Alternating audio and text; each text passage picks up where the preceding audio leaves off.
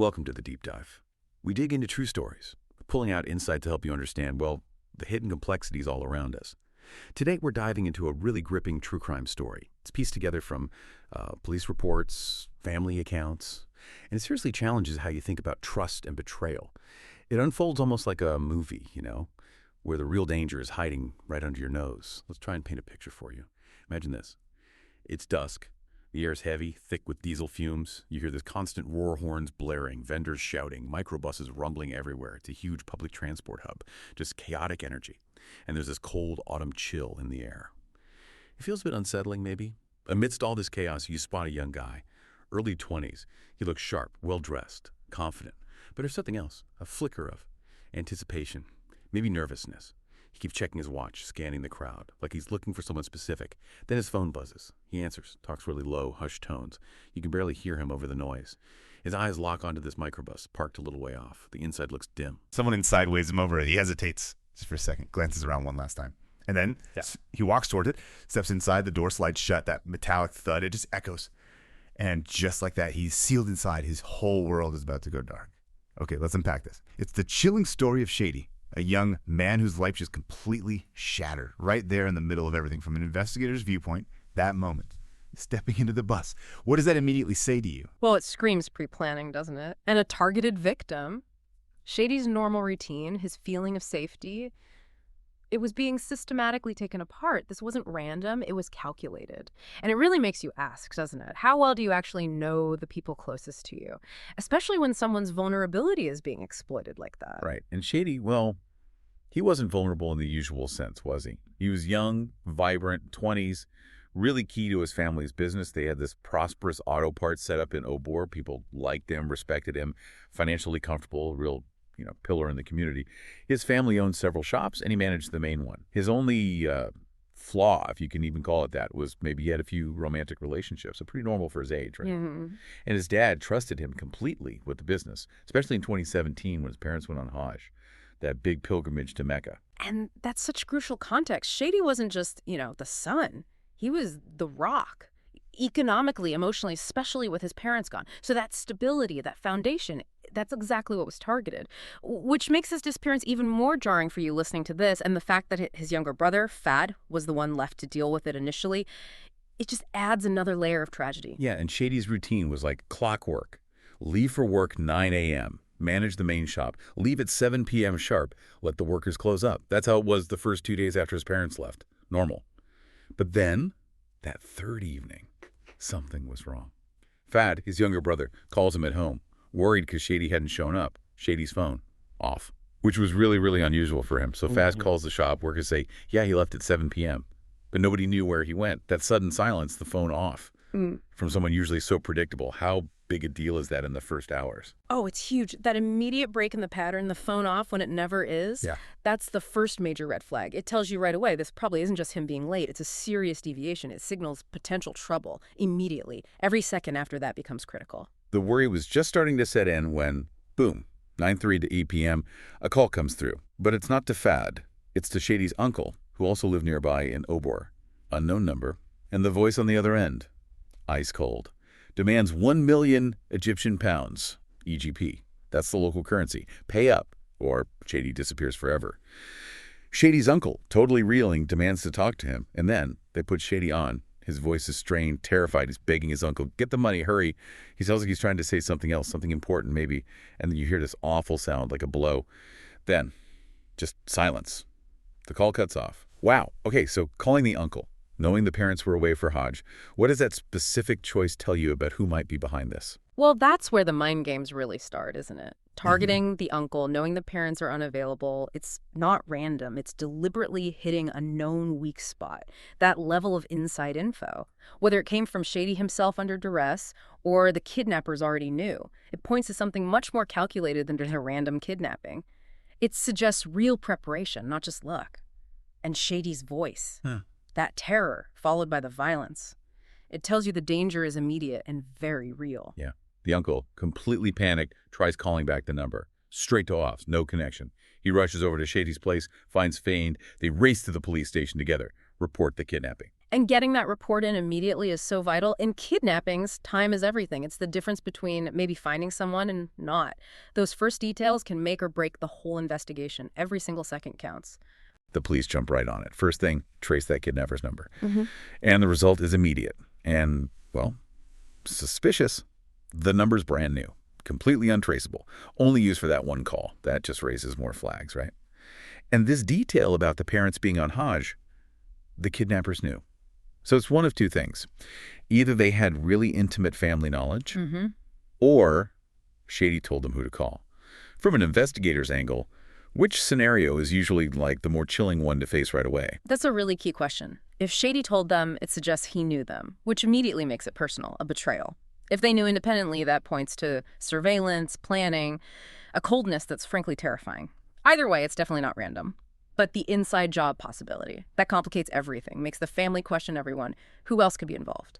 So investigators dig into Shady's digital life, his phone records, and they find something, an unsaved number. Shady called it multiple times. And crucially, it was the very last number he dialed before he vanished. And no surprise, this number is now off too. Then another piece. Workers at the shop remember Shady talking to a woman just before he left that night. Sounded like he was going to meet her. So you've got this unsaved number, this potential mystery woman. What do these kinds of connections usually signal? This is where it starts getting really interesting. That number, the woman, they aren't just random details, they're deliberate links. They suggest Shady was drawn into something, possibly a trap, maybe even by someone he thought he knew or was getting to know.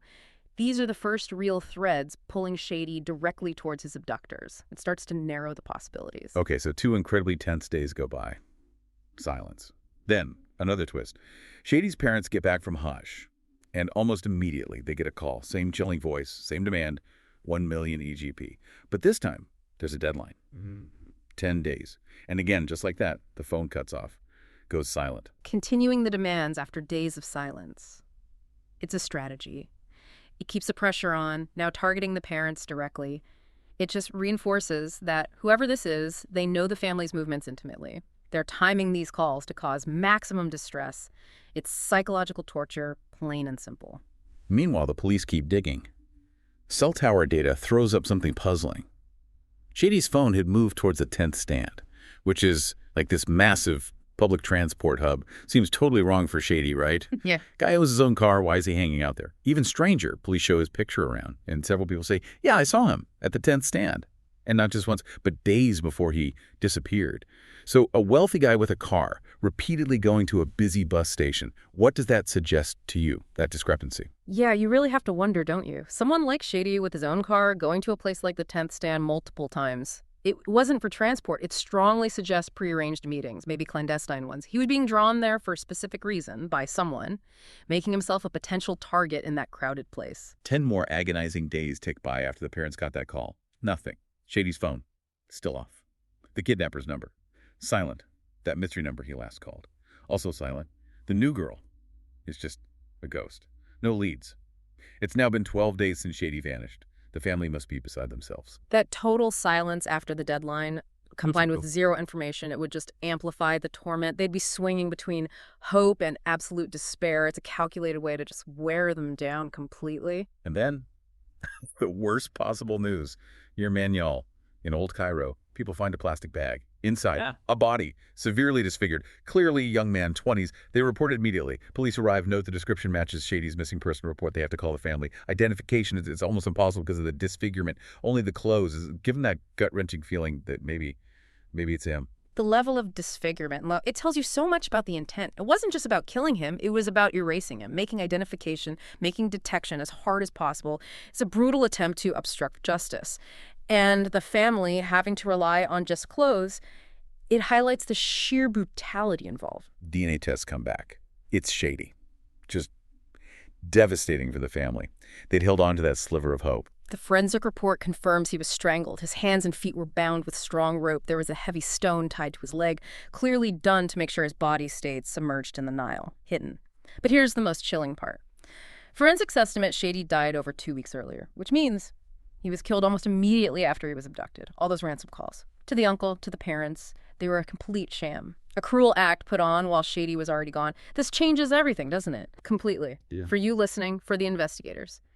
Everything pivots right here. It's not kidnapping for ransom anymore. It's premeditated murder. It suggests this was maybe personal, a vendetta, or just a desperate move to cover their tracks because he knew them. The ransom was just a smokescreen, a sophisticated distraction while the real crime, the murder, was already done. So now it's a murder investigation. The motive isn't just money anymore, it's something darker. The fact they kept demanding money after he was dead, it strongly implies Shady knew his killer. Yeah. And keeping that identity secret was more important than the cash. Absolutely. That post-mortem deception, the continued calls, it points to a cold, calculated mindset. They were buying time, diverting attention, trying to mask what really happened, hoping maybe the body would just never surface, or at least not be identified quickly. Forensic experts analyzed the Nile currents. They figure the body was likely dumped somewhere around Munib or Moadi. The investigation is finally getting somewhere, even though it's grim. Then 5 days later, after hitting dead ends, a breakthrough. An alert flashes. Shady's phone, it's been turned on. In Dar el Salaam, police track it down fast. To a mobile phone shop, they arrest the owner, Muhammad. He says, look, I just bought it from a mechanic named Karam. Okay, yes, they find Karam. 41 years old, from Basatin, has a bit of a record. He's quickly apprehended. And yeah, he admits selling the phone, but he swears he just found it, lying on the ground in Munib. The exact area the police suspected the body was dumped. After a lot of questioning, the police actually believe him. They clear him of the murder itself. He just got lucky or unlucky finding the phone. But finding the phone right there where they thought the body went in. How big is that piece of corroboration? Oh, it's incredibly significant. The phone showing up in Munib? Yeah. Perfectly matches the forensic analysis about the dumping spot. It's like a crucial puzzle piece clicking into place. Confirms they're on the right path about the disposal at least. It's like fate leaving a breadcrumb right back to the scene. Okay, 3 more days go by. Then another huge break. Remember that last number Shady called? The unsaved one, the one that went silent, suddenly activates, makes one quick call, then goes dark again. Police trace that signal. It leads them back to Obor, specifically to a clothing store. Inside, they find Asmaa, 22 years old, a saleswoman. She looks incredibly nervous. This is her, the new girl Shady was supposedly meeting, the first real solid lead in the murder. That phone activating again. After being dormant for so long, that was a big risk for them to take. It reveals their communication, maybe a moment of carelessness, and it leads the police right to a key person, someone who can start to unravel this whole conspiracy. Under questioning, Asmaa cracks. She denies being involved in the actual murder, but she confesses. Says she was approached by a guy named Islam. He's 26, a microbus driver from the 10th stand. Islam told her to flirt with Shady, pretend to admire him, and then lure him to a meeting. He fed her some story about Shady owing him money, and he offered her money to do it. So police immediately head to the 10th stand. They find Islam, arrest him. He confesses right away, admits he got Asmaa to lure Shady there. But then he drops this bombshell. He says they would take care of the rest. They. Who are they, and what was the rest? And right there, the whole thing expands. It's not just Islam and Asmaa, it's a bigger plot. Organized. Confirms those early suspicions about premeditation. Islam confessing so quickly, it often happens when the pressure's on, suggests the group wasn't that solid. Maybe he thought he was just a small cog in a bigger machine, and the real blame lay elsewhere. And then, the final piece. The mastermind is revealed. It's Mahmoud. And he's only 17 years old. But here's the absolute shocker. Mahmoud was Faw's best friend, Shady's brother's best friend. He was practically family. Always at their house, ate with them, do everything about their lives, their finances. For the family, this betrayal from someone that close must have been just unthinkable. It's the ultimate violation, isn't it? Someone welcomed into the heart of the family, trusted completely, turning out to be the architect of this horror. It just shatters any sense of safety, of trust in your own circle. For you, listening, it really highlights how deception can hide in the most unexpected corners. The psychological blow of that kind of betrayal. It's often worse than the crime itself. It leaves scars that never fully heal. Mahmoud, despite being just 17, was apparently incredibly ruthless and calculating. He saw Shady's family, their wealth, as an easy mark for ransom. But he knew he was too close. He couldn't be seen doing it himself. So he recruited Islam, the microbus driver, to do the dirty work, kept himself in the background. Islam then brought in Asmaa. Her job, make contact, build trust, set at the meeting of the 10th stand, lure Shady into that microbus, told him they were going somewhere private. Okay. So, back to that fateful evening. 7:30 p.m., Shady arrives at the 10th stand. Asmaa points him to the waiting microbus. Inside, hiding, are Islam's accomplices, and a 25-year-old technician, and Mahmoud himself, hiding his face. The bus pulls away. Islam pretends to collect the fare, then suddenly attacks Shady. Shady fights back, makes noise, they beat him. tie his hands and feet to keep him quiet. Then they let Asmaa out. Her part's done. They beat Shady for about an hour, trying to control him, maybe get information. Then they force him to make that call to an uncle, the ransom demand. But Shady, terrified, starts to say something. He recognizes Mahmoud's voice, maybe even glimpses his face through the disguise. That moment, that recognition, that had to be the point of no return, right? Exactly. That sealed Shady's fate. The second he recognized Mahmoud, he wasn't just a victim anymore, he was a witness. He could identify them. The crime instantly shifted from kidnapping, which maybe they thought they could manage, to murder. Self-preservation kicked in for Mahmoud and Islam. It became the only option in their minds. Right. Mahmoud and Islam realize he knows. He can identify them. They make a cold, calculated decision right then. Shady has to die. They strangle him in the microbus. Then they drive to Munib, wrap his body in that plastic bag, retie his hands and feet, tie that heavy stone to his leg with strong rope, and they throw Shady's body into the Nile, hoping he'd never be found.